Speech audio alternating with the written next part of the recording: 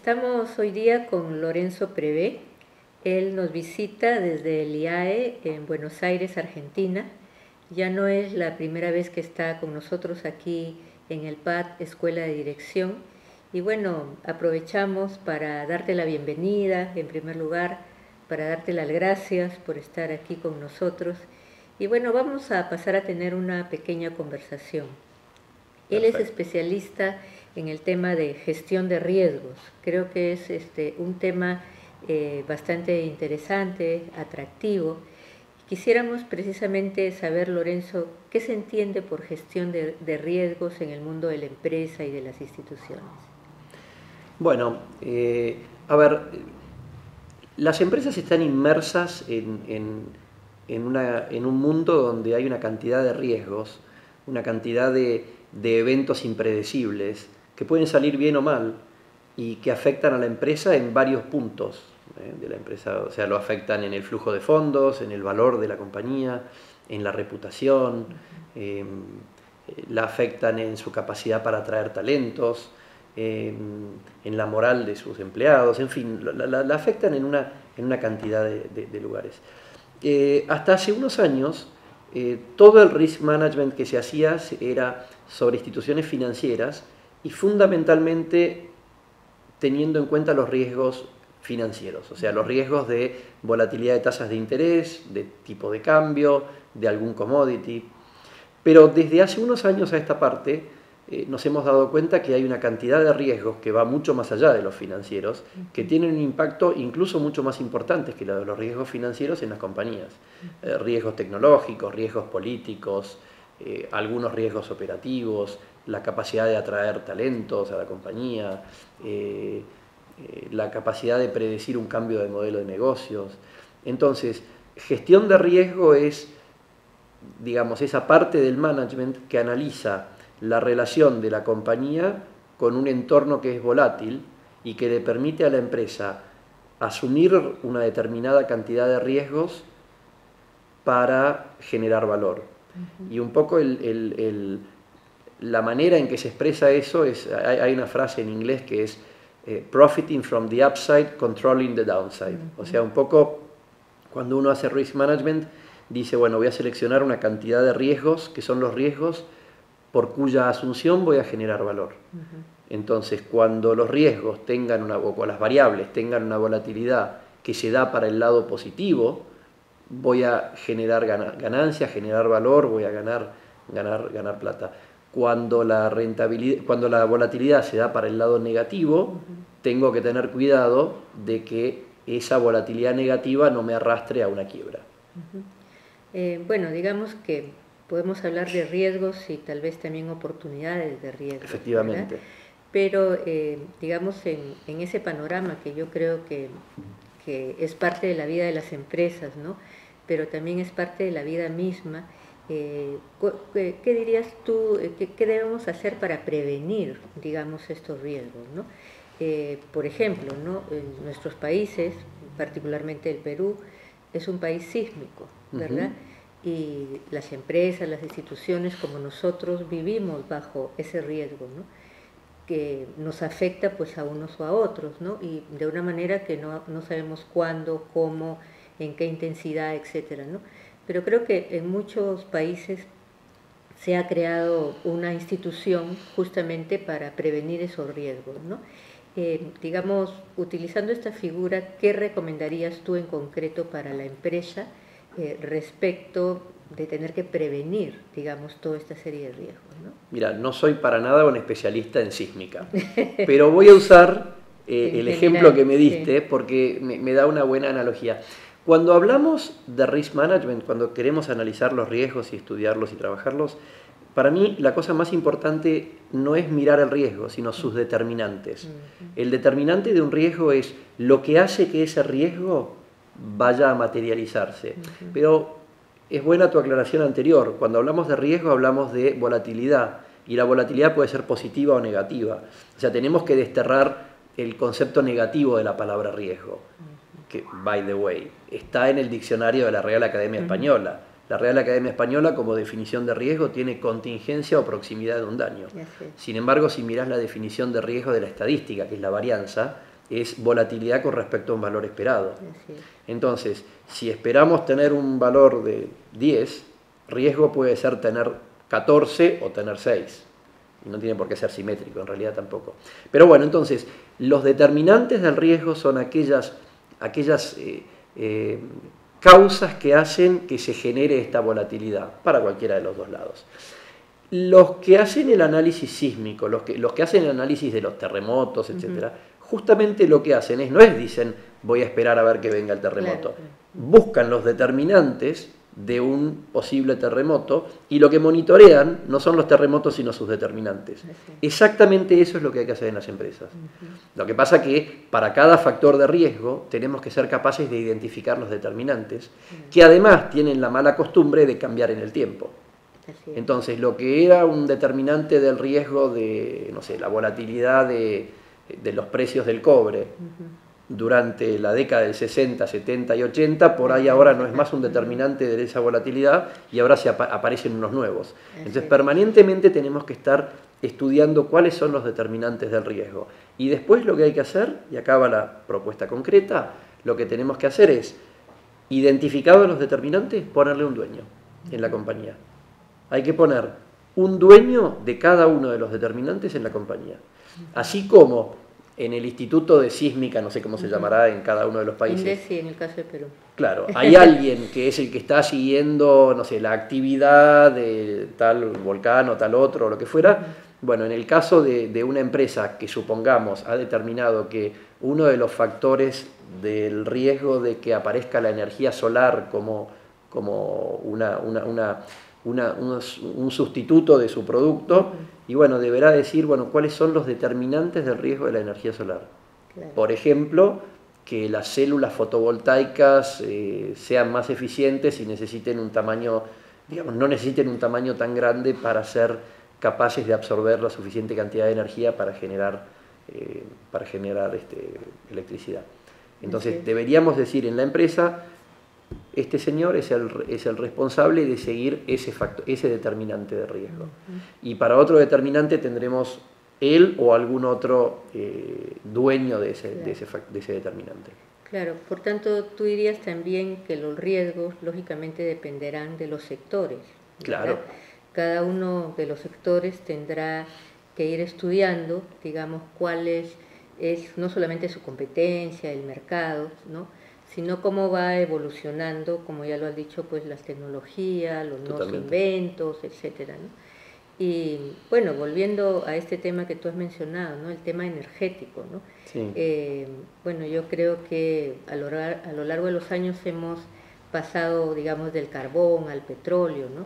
Entonces ahora la empresa petrolera, por ejemplo, ¿no?, se encuentra frente a la posibilidad de ser de alguna manera reemplazada por el gas, ¿verdad? Sí. Entonces, sobre este tema, no sé si nos puedes comentar un poquito hasta qué punto, digamos, este factor de riesgo en positivo o en negativo favorece a los países, favorece al sector. Sí, yo no sé si por el gas o por la energía eólica también, o por la energía solar o por la de las mareas. Dependiendo del lugar. ¿verdad? Sí, dependiendo del lugar. Incluso lo que creo que es importante entender es que es posible que aparezcan cosas que antes no habían. Por ejemplo, un gobierno que incentiva o que da algún tipo de incentivo, ya sea fiscal, regulatorio o lo que fuera, a, por ejemplo, el auto eléctrico. Exactamente. Por cuestiones que van más allá de si es mejor o no para el negocio, sino que empezamos a decir, bueno, la verdad que tenemos un nivel de contaminación demasiado alto para una determinada ciudad, y una de las maneras de resolver este problema sería que los autos sean eléctricos, por ejemplo. Entonces, independientemente de lo rápido que haya avanzado la tecnología del auto eléctrico en los últimos 5 o 3 años, puede ser que veamos una aceleración totalmente fuera de lo que muchos habían previsto, debida en gran parte a un determinante que por ahí nadie estaba mirando, que era el incentivo de un gobierno que tiene problemas con la contaminación. Así es. Por eso te digo, no sé si es el gas, si es la eléctrica, la solar o la eólica. El otro día leí un artículo que Uruguay está camino a ser uno de los líderes mundiales en energía eólica, por ejemplo.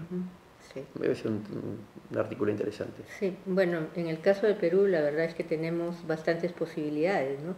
Por las horas, las zonas de sol o también de Claro. vientos, ¿verdad? Bueno, y hablando del tema de los gobiernos, ¿no? Yo creo que muchos gobiernos en América Latina, a lo mejor, no es el caso del Perú, ¿no? A lo mejor no ven, digamos, esa necesidad de atraer inversiones, ¿no? Ujú. Y sobre todo de dar herramientas, ¿no? Para que esas inversiones sean bienvenidas. Y por otro lado no tienen esa visión, digamos, más global de que si la inversión pues no va a un país, va a ir a otro, Claro. donde le den mayores posibilidades, ¿verdad? ¿Qué recomendarías tú desde el punto de vista del Estado, del gobierno, para que facilite, digamos, estos temas de riesgo que una empresa ahora está midiendo, ¿no? Mira, es difícil decirlo. A ver, por un lado yo tengo una tentación muy fuerte de decirte reglas de juego claras y trazar una línea y que esa línea se mantenga independientemente de quién gana las próximas elecciones o las siguientes o las siguientes. Políticas de Estado. Yo creo que con políticas de Estado es claro que las empresas van para adelante. Lo que pasa es que me parece que estoy abriendo una puerta abierta, o sea, es algo que se ha dicho y dicho y dicho infinidad de veces, pero claramente lo que te diría es eso. Incluso me parece muy interesante que los gobiernos traten de entender el concepto de incentivos, más allá de la eventual capacidad de generar un voto con eso, pero la realidad es que se ven muchas políticas que lo que generan es incentivos al no trabajo y no incentivos al trabajo. Y el problema, ahí es donde es el famoso pan para hoy, hambre para mañana. Porque si yo te pago un subsidio, pero no hay ninguna contraprestación, no te estoy pagando el subsidio para darte un puente a que llegues a resolver una carencia o una falencia que podés tener en tu capacidad de conseguir trabajo, en tu desarrollo profesional, sino que simplemente te doy subsidio porque sí. El gran problema es que no vas a trabajar, nunca. Entonces, digo, para mí es eso. Lo que pasa que, digo, no estoy diciendo nada nuevo. Lo que sí me parece interesante es, hay un estudio, es un estudio que si no me acuerdo mal es de Deloitte, que hizo en el año 2007, se puede conseguir fácilmente, donde dice que el riesgo político es uno de los riesgos que más probabilidad tiene de ser mal manejado por las empresas. Una de las cosas que sí creo que es importante decir es a las empresas hagan un buen análisis de riesgo político. Hacer un análisis de los determinantes de los riesgos de tipo político es mucho más fácil de lo que se cree y tiene unos grandes beneficios. Hay muchas más posibilidades de gestionar adecuadamente los riesgos políticos que lo que las empresas habitualmente creen. Cuando vos le preguntás a una empresa, ¿y ustedes hacen gestión de riesgos políticos? Te dicen, no, bueno, pero no se puede. Se puede. Hay mucha cosa interesante para hacer ahí. Y bueno, y otra cosa que a lo mejor preocupa particularmente en nuestra región cuando se trata sobre todo de inversiones mineras, ¿no? Sí. Es el tema de los conflictos sociales o los riesgos sociales, ¿no? Que algunas empresas las han manejado bien, aquí tenemos el caso de varias de ellas, bueno, haciendo un buen trabajo social, medioambiental, etcétera, ¿no? Pero lamentablemente otras no las han manejado a tal punto de que han tenido que cerrar la inversión, sí, ¿no? Entonces creo que a lo mejor esa también es otra variable a considerar. Absolutamente, yo creo que cuando uno lo mira una vez que ocurrió el hecho, dice, uy, era obvio. ¿Sí? Entonces, mi punto es, si era obvio a posteriori, es muy probable que lo pudiéramos haber visto con anterioridad. Hay veces que no, hay veces que, bueno, ocurrió una cosa totalmente fuera de cualquier previsión. Pero hay muchas veces que lo que uno piensa que era obvio, digamos, lo que uno vio que era obvio, se podría haber pensado con anterioridad. Lo que pasa es que exige que uno piense un poco más allá. El otro día una persona me decía, yo cada vez que tomo una decisión, sé que tengo que tener una empresa que es rentable hoy, en 5 años y en 20 años. O sea, uno siempre toma las decisiones pensando, bueno, la rentabilidad, sí, pero hay un factor temporal. Entonces yo tengo que ser capaz de pensar también en la rentabilidad a largo plazo. Y muchas veces la decisión que es mejor para la rentabilidad a largo plazo no es la misma que me da mejor rentabilidad en el corto. Pero si lo pienso desde ese punto de vista, probablemente haga cosas distintas de las que hubiera hecho. Claro.